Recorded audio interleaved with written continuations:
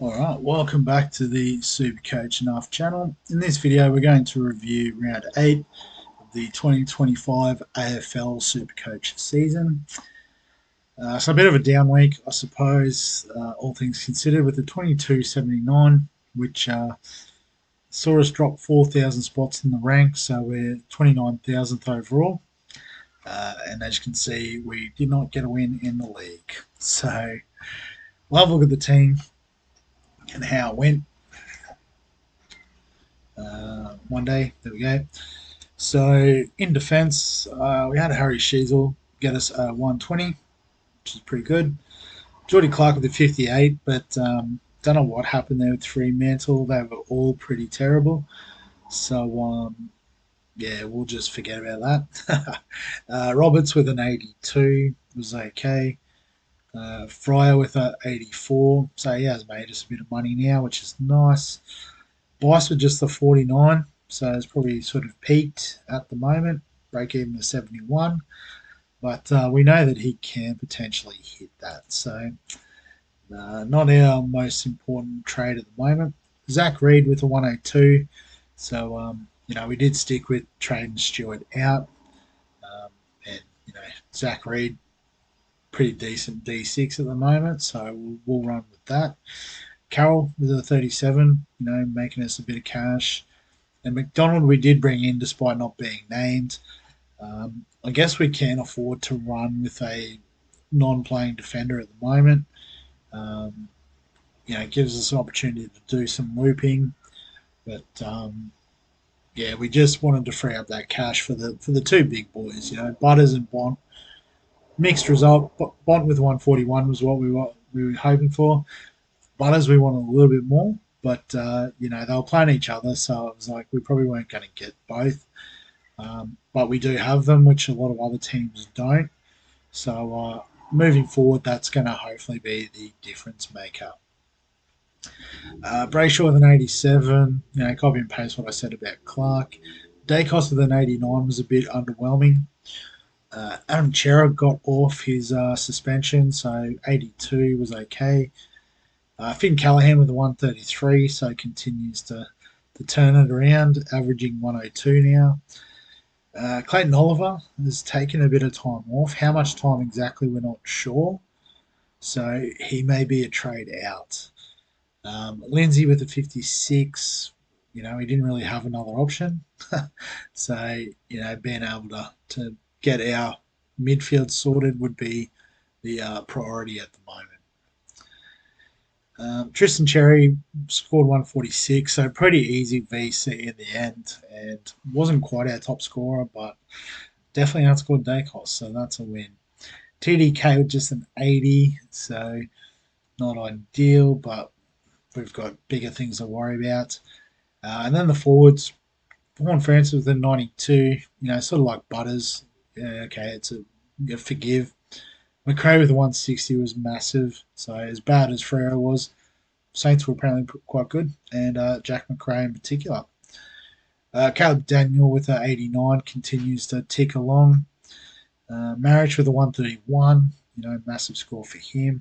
Ashcroft with a 99, continues to make us some money. Hewitt with a 91 as well, so our forward line was really good. Cleary and Kako on the bench making a bit of cash too, which is handy. And Matt Flynn at the 53 might have somewhat reset his break even, but he was up against Gorney, so probably about as good as we could expect. But as you might have seen there, he has made 120k, so nothing to sneeze at there. In terms of the head-to-head, so up against Skits Fitz, Jared's team, way too good with the 25.78, which I think was top scorer in the league. We'll have a look in a minute. But, he VC'd Merritt, who got in, so 172 for Merritt, which was amazing. Dawson with a 156, Rankin with a 138, Gawn with a 198. So, if you had Gawn, you smashed it this week. Petrarca with a 129, Bailey Smith with a 111. So these sort of mid-forward guys Um, we might have to start trying to find a space for them. They're too good. Long with a 94 has been another good one to have. Trainer bounced back with an 82, so should make some money. He's gone early on Husthwaite and got an 82 out of him, so that's a nice move there. Dunks with a 109, and then obviously these players we've already talked about. But then I guess the bench may be looking a little bit light, although he does have Sardis in the midfield, and Davidson as well. So got some options there, which is nice. Definitely in a better spot than myself. But having a look, there was another 2,500. But yeah, as I thought, there wasn't anything better than 25.78 in this league. I guess other players that have gone well. Gorn should be number one. It is Merritt number two. Tim English with a 166. So nice to see him get a big score. Supercoach relevant legend of the past. Ed Richards with a 156. So the dog's doing pretty well against Port. Um, Battle, don't know much about him. And at 1% ownership, I think this is the exception rather than the rule. Average of 85 now. Chad Warner, so another one of these forward mids that, you know, I don't know how you prioritise them, but they're all killing it. Giath I've had before in the past, but averaging 80 for the season. Will Ashcroft, so did lose a little bit of money, but scored a 130. So, I mean, if you held, that's not the worst hold. Darcy Cameron went well. Turner, so basically doubled his overall score in one round, so not the most relevant. Jai Newcomb, again, if I held him as my preseason pod, I probably wouldn't have been too disappointed with the 108, to be honest. Um, Jack Steele bouncing back. Tweak Miller up there again. So in terms of break even, in terms of break even, yeah, let's scroll back up to the top. So Henry Husthwaite with his 82 probably becomes cheapie of the week, although there is a bit of chat that he's replacing, I think, Nash, who's only one more week away. Um, but I guess if he's going well enough, do they just find him a spot? I guess Erasmus, does he ever get a third game with Port? Freo going so bad, you'd think maybe.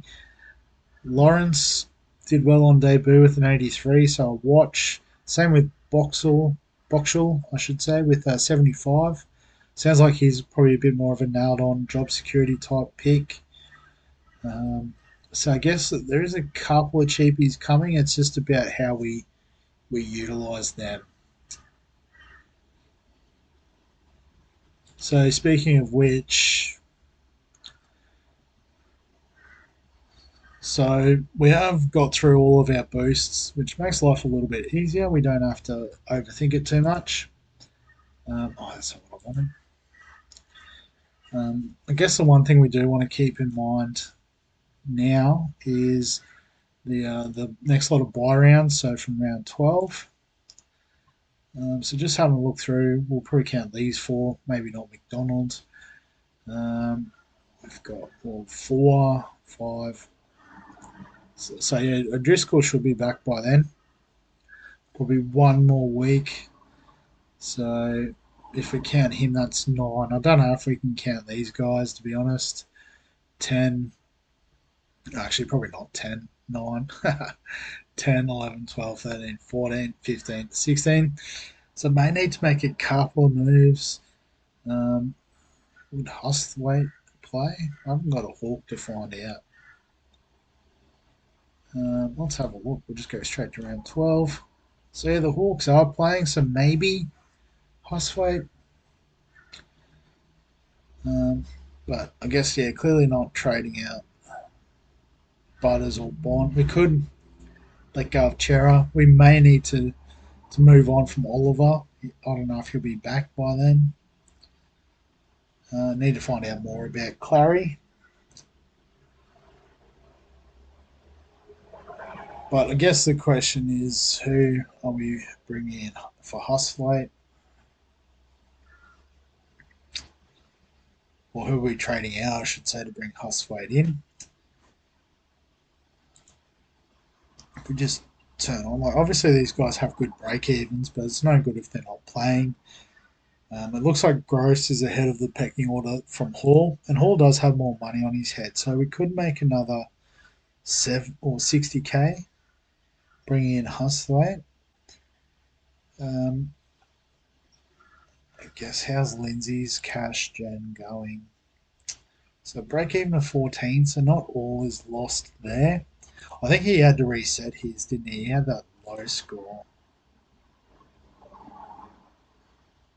No, that's long gone. So yeah, so he has kicked back up. So from that 190, he has kicked up another 60k, which is handy and still got a bit of money to make. Um, so I guess what I'm thinking is we do Hall the Husway.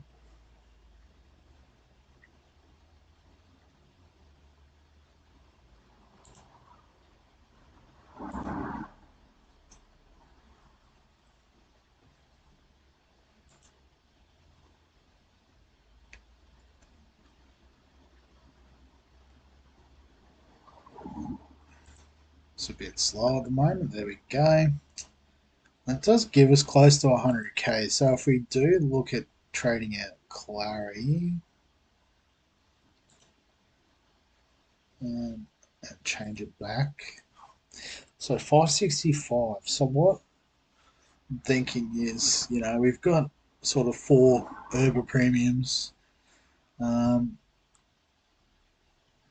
there is a possibility, I suppose, of going like a Lockie Neal, or no, we're just short 20k, so we're not possible. We could look at a Dawson or something. Or what we could do is start looking at these, uh, you know, forward mid. So Rankin's up there. It might be easier if I just swap a forward in. So I'll just swap Hewitt. Um, so average maybe. Here we go. So yeah, so you got like Baz Smith at 500k, Rankin, um, Petrarca at 523. Chad Warner's a bit cheaper at 488. So I guess you got to look at it in terms of who you actually want to keep. So I guess McRae we want to keep, Horn Francis we want to keep. Then after that, it's probably like Smith, Rankin, Petrarca would be featuring, but Daniel's not going so bad. Marich has got a bit of money to make. Levi's getting there.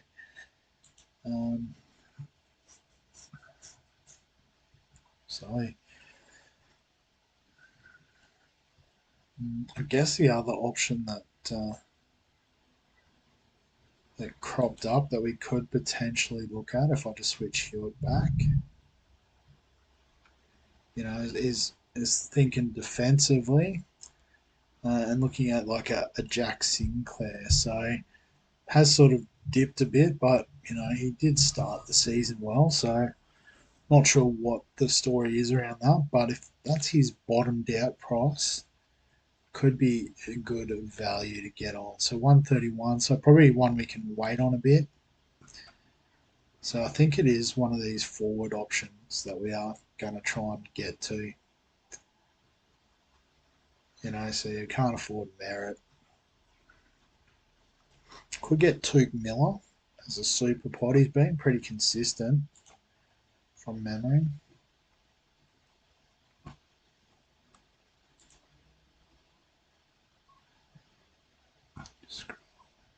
Yeah, so it's just turned up every game.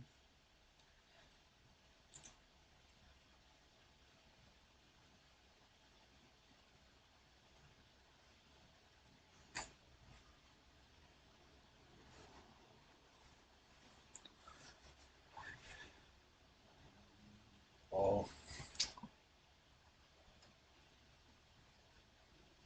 I guess the real crazy option is we we cash out Flynn and get to Gorn. But it's gone at. Um, so I'm going to have to undo all the trades. I know. I'll just trade Clary, Flynn out, then Gorn out 687, probably with a nice-ish break even of 32. I already paid up for Bont and Butters. I can't do that as much as I'd like to. So, so we're pretty committed to getting rid of Hall. It is going to be full forward. So probably thinking Smith or Petrarca. It's on 3 round average. So Petrarca is probably the slightly more in-form option. What are their break evens?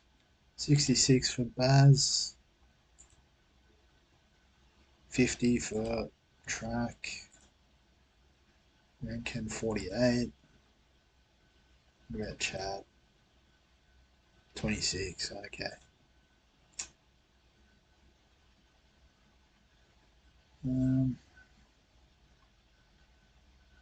So I guess it may come down to round 12 availability as well.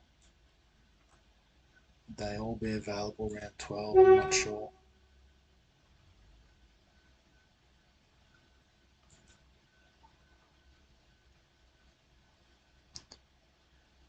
Oh, yep, so Track plays 12. Rankin.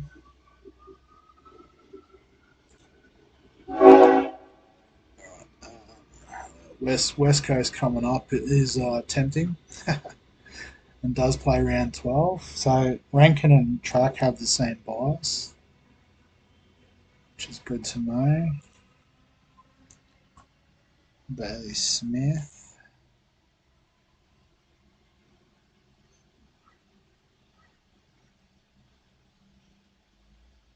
Has West Coast in round 12. There you go. What about Warner?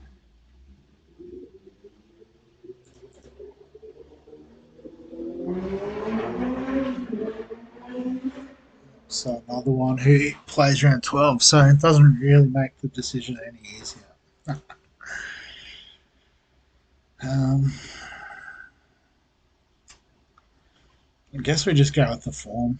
Petrarca's probably, filling in a bit for Clary as well, so it kind of makes sense to sideways there.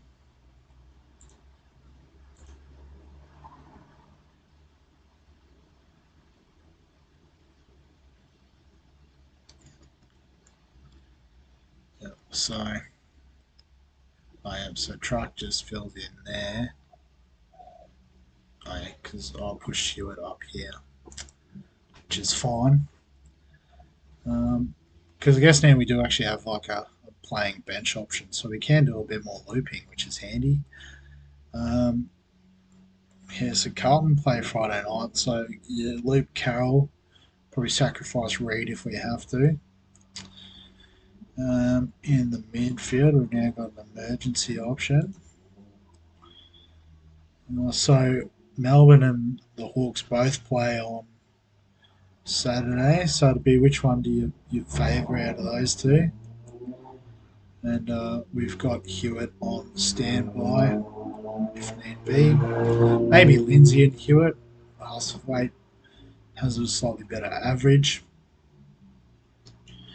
Yeah, Boyd's whatever. And then I guess we don't really have the loop option here because they all play.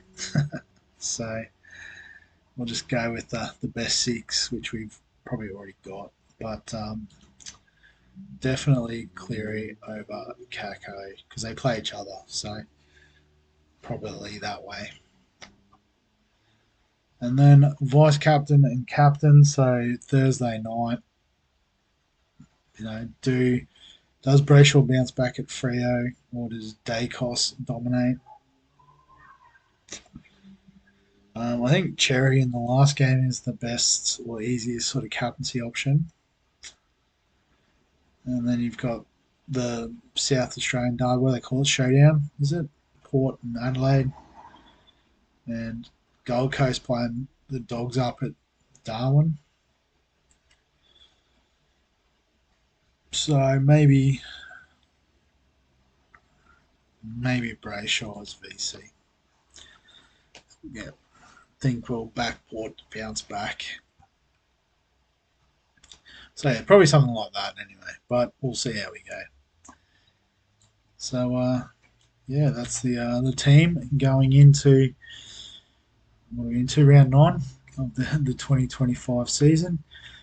As always, if you've got any questions, comments, thoughts, feel free to add them below this video. Give us a like if you enjoy the AFL content.